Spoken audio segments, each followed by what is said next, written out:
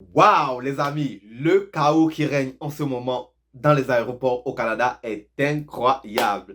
Waouh, j'en reviens pas.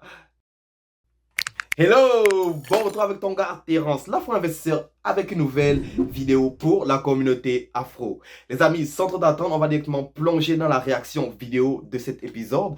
Un nouvel épisode un peu à part de ce que j'ai fait par le précédent. On va avoir certains jours où on fera des vidéos réactions un peu dans le style de ce qu'on s'apprête à faire. Et comme je l'ai mentionné dans une vidéo antérieure, je vous la mets la vidéo en question ici, allez l'écouter.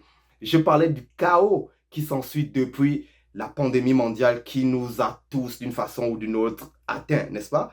Mais jusqu'à présent, beaucoup de pays occidentaux n'ont toujours pas idée comment se remettre sur les rails. Très intéressant. On parle des pays ici du G8, des pays du G20. Ils sont encore dans la cambouise totale. Mais bref, assez parlé, plongeons dans le vif du sujet, la réaction. On va poursuivre sur cette crise à l'aéroport de Montréal, entre autres, mais dans d'autres aéroports aussi. Avec nous, Mehran Ebrahimi, directeur de l'Observatoire international d'aéronautique et de l'aviation civile de l'UQAM. Merci beaucoup d'être là, M. Ebrahimi. On se demande comment on peut expliquer un tel chaos. On évoque la pénurie de main-d'œuvre. Est-ce que la pénurie de main-d'œuvre a le dos trop large ou c'est vraiment ça le problème principal? C'est vrai que la pénurie de main-d'œuvre joue un rôle important aujourd'hui, mais le fait de tout mettre sur le dos de pénurie de main-d'œuvre, ça ne marche pas. On aurait pu le prévoir. Pendant la crise, pendant la pandémie, c'est vrai que pendant 2 ans, l'industrie de l'aviation, c'est un des secteurs qui a été le plus touché. Parfait. Mais il fallait prévoir qu'il y aura une après-crise aussi, une après-pandémie aussi. Mais au Canada, on a tout planifié comme si les variables de la pandémie. Vous voyez, il dit bien, on aurait pu prévoir. On ne peut pas tout mettre sur la pénurie de main-d'œuvre. Ça, c'est l'une des choses que beaucoup de personnes reprochent au gouvernement canadien. Ils ont attendu jusqu'au dernier moment avant de prendre les devants et jusqu'à aujourd'hui, nous en subissons les conséquences. On n'avait pas à attendre. Il y a plein d'incitatifs, plein de choses qu'on aurait pu mettre en contexte pour justement ne pas avoir ce problème-là. Surtout dans le secteur aéronautique, on sait que c'est l'une des raisons qui a favorisé la croissance de la pandémie mondiale. Les frontières étaient ouvertes, tout le monde voyageait et écoute, voir où on est rendu aujourd'hui. Il le mentionne bien. On a attendu jusqu'au dernier moment. De la pandémie vont durer éternellement. Et on n'a pas prévu, par exemple, en termes de maintien de main-d'œuvre, des expertises qui étaient déjà sur place, qu'on a mis à pied, qui sont allés trouver du travail en place. On aurait pu mettre des programmes en place pour essayer de les maintenir, ce que nous n'avons pas fait. Le gouvernement fédéral a toujours été vraiment très je dirais, laxiste. Et à chaque fois qu'ils ont été au pied du mur, là où ça est devenu un scandale sur la place publique, sur les réseaux sociaux, là, ils ont commencé à réagir. Il faut quand même le dire que le ministre de Transport, c'est le 15 juin qu'il a annoncé qu'il allait engager plus de douaniers. Alors, c'est quand même, il fallait le faire 15 juin 2021 pour aujourd'hui, pas 2022. T'entends ça? Vous entendez ça? Ils ont décidé d'ajouter plus de douaniers juste parce qu'il y a eu du vacarme sur les réseaux sociaux, sur Internet, dans les médias et tout ça. Voilà pourquoi ils ont décidé de commencer à prendre les devants. Comme il a bien mentionné, ils auraient pu agir depuis plus longtemps. Ils auraient pu investir beaucoup plus d'argent pour avoir beaucoup plus d'argent douanier. Ils ne l'ont pas fait. Ils ne l'ont pas fait. Ils ont préféré fermer tout le pays, renvoyer tout le monde à la maison. Écoute, je suis totalement pour la sécurité de tous, n'est-ce pas? Mais certains de nos secteurs d'économie avaient besoin d'avoir du personnel quotidien. Les douanes. Aujourd'hui, ils se demandent pourquoi il y a autant de retard que ça pour le renouvellement de passeport ou encore pour l'étude des dossiers pour les demandeurs de permis de travail, études ou même le permis de visite. Ils se demandent pourquoi. C'est à cause de ça. Ils n'ont pas pris le taureau par les cornes. Comme dit le vieux proverbe, vieux mot prévenir que guérir. Ils n'ont rien fait. Ils n'ont rien fait. Tu sais pourquoi? Parce qu'au Canada, on attend tout le temps qu'est-ce que font faire les États-Unis. Qu'est-ce que vont faire les États-Unis? En fonction de comment les États-Unis vont réagir, c'est comme ça que nous aussi, on va répondre. Tu vois? Aujourd'hui, nous voici rendus là. Ils ont attendu jusqu'au 15 juin pour rajouter des douaniers. Et vous vous demandez pourquoi il y a autant de lenteur dans l'étude de vos dossiers. Ben voilà les raisons. Les voilà. Donc, on agit en retard. Mais on se demande s'il n'y a pas aussi des problèmes logistiques de la part des transporteurs. Lorsqu'on voit des vols annulés, retardés 1 fois, 2 fois, 3 fois, les gens qui doivent dormir par terre à l'aéroport. Si on sait qu'il y a peu de vols ou que la moitié des vols finiront par respecter leur horaire, pourquoi on ne les prévoit pas au bon moment ou pourquoi on n'en prévoit pas moins pour éviter d'avoir à en annuler? Et il faut comprendre, au Canada, il n'y a pas beaucoup de compagnies aériennes comme vous verrez en Europe ou dans d'autres pays là. Non, la plus grosse compagnie aérienne au Canada, c'est tout simplement Air Canada. Elle a le monopole. Après Air Canada, tu vas avoir Air Canada Rouge. Une blague. Tu vas avoir WestJet, Air Transat et tu vas avoir une autre compagnie qui s'appelle Flair. Voilà les compagnies au Canada. Fait que si la grosse compagnie, elle a des problèmes, les petites compagnies ne pourront pas répondre à ces problèmes-là. Pourquoi? Parce qu'ils n'ont pas nécessairement les avions équipés pour aller dans les endroits où Air Canada, eux, ils sont supposés aller. Fait que si cette compagnie-là est dans la merde, je te laisse imaginer qu'est-ce qui en découle en arrière. Ben, c'est justement un petit peu la solution que M. Dranville a mis sur la table aujourd'hui. Disons que la capacité de l'aéroport à fournir des services pour l'ensemble des vols qui arrivent et les vols qui partent, on n'est plus capable de fournir. Alors peut-être il va falloir équilibrer, un petit peu baisser la pression et peut-être pour ça donc réduire le nombre de vols. Mais il faut savoir aussi que les compagnies planifient comme ils sont vraiment à la... Il va falloir réduire le nombre de vols. D'après toi, qu'est-ce que ça veut dire? Si on doit réduire le nombre de vols, on doit réduire le nombre de personnes, de ressortissants qui viennent au pays. Immigration. Au maximum de leur capacité en termes de personnel, c'est qu'il suffit juste par exemple que quelques minutes ou quelques heures avant un vol, un pilote soit testé positif à la COVID. Donc à ce moment-là, ce pilote ne pourra pas prendre son vol. Et on est tellement surcapacité dans l'utilisation des ressources qu'on n'a pas de pilotes de réserve comme on avait avant. On ne peut pas retourner et dire, bon, bah, toi, tu es pilote de réserve, tu prends le vol. Donc cette capacité-là, à cause de pénurie de pilotes aussi, donc on ne peut pas le faire. Et cette pénurie-là est juste occasionnée parce que il y a des personnes jusqu'à présent qui attendent toujours l'obtention de leur statut de résident permanent ou de leur citoyenneté. Ils n'ont pas, et s'ils n'ont pas, ils ne peuvent pas exercer dans le domaine de leurs fonctions. Aussi simple que ça.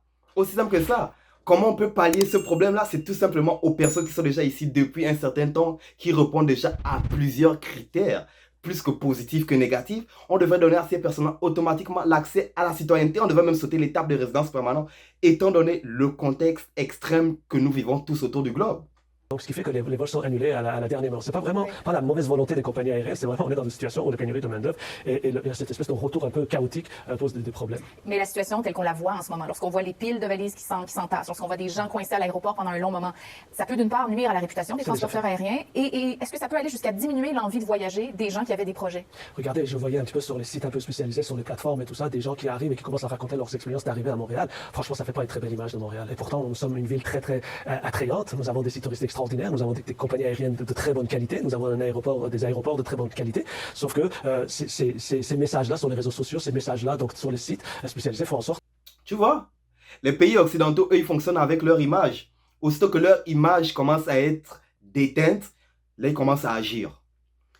Quand leur image n'est pas atteinte, on dirait qu'ils s'en foutent complètement de ce qui se passe là. Tu vois bien ce qu'ils mentionnent? Ça ne représente pas bien pour la ville de Montréal qui est une ville touristique. Qu'est-ce que ça a à voir avec le contexte actuel? On s'en bat les reins complètement de la ville touristique. Le monde veut venir au Canada et quand on vient au Canada, on ne veut pas passer des journées à l'aéroport. Il y a un tonton africain, là, un frère africain, il est à l'aéroport depuis 10 jours en train de chercher les valises à sa maman.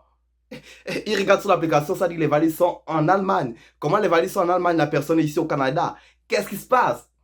On s'en fout que le Canada soit un site touristique. On s'en bat les reins.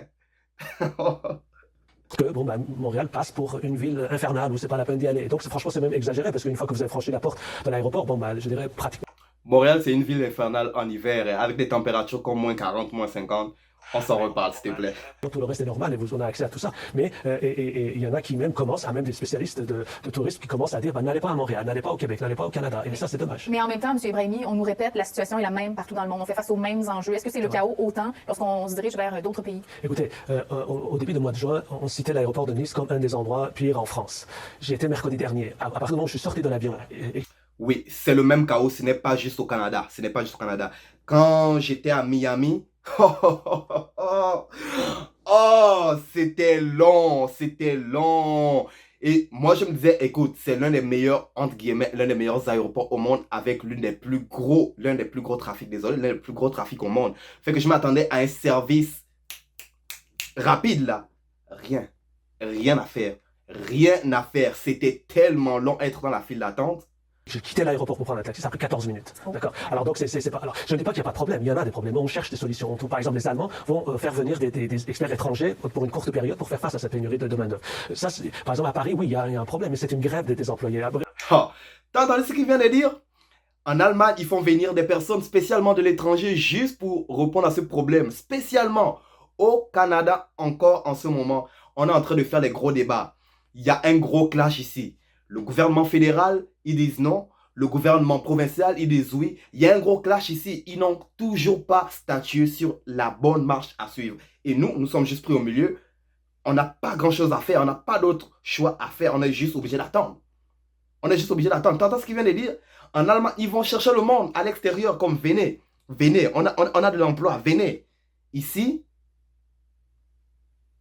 Donc à Heathrow, c'est la même chose, mais c'est la grève des employés. Donc, ce qui fait que la nature du problème n'est pas le même. Donc, dans leur cas, la solution est plus à la portée de la main que nous, malheureusement, puisqu'on doit aller puiser dans un bassin de main-d'œuvre qui est très, très rétréci dans nos jours. Ça a des impacts économiques, ça, M. Ibrahimi, pour les voyageurs, pour les transporteurs et même pour l'économie en général. On va ressentir les contre-coups de ça. On espérait cette reprise-là, on était très contents sur le nombre de réservations. On pensait que le secteur de l'aviation allait reprendre. Et malheureusement, ça vient un petit peu, si vous voulez, réduire, restreindre cette capacité de reprise. Et deuxièmement, il faut quand même pas oublier que l'aviation, de façon générale, c'est un secteur structurant dans notre économie. C'est-à-dire que sa contribution en termes de création de richesse est très importante. Alors quand là, ils sont freinés pour des questions logistiques, malheureusement, ça a un impact sur l'ensemble de la société. Oui, et entre-temps, beaucoup de voyageurs mécontents. Merci beaucoup d'avoir été là, M. Ibrahimi. C'est toujours un plaisir.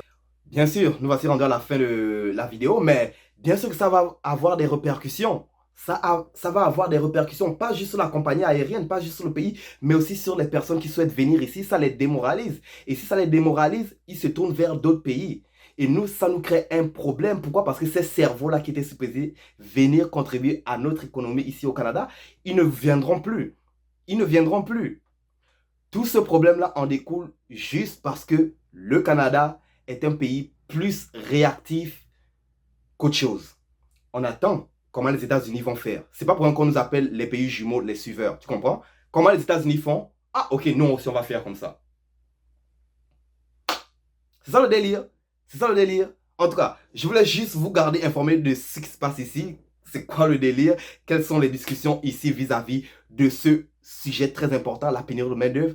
En tout cas, je voulais vous garder là-dessus informé. C'est très important. Laissez-moi savoir dans l'espace des commentaires si vous avez des questions. Même chose. Si vous avez aimé le contenu de la vidéo, s'il vous plaît, abonnez-vous à la chaîne, appuyez sur le pouce et activez la cloche de notification pour que je vous voie dans la prochaine vidéo toujours avec plus. À la prochaine.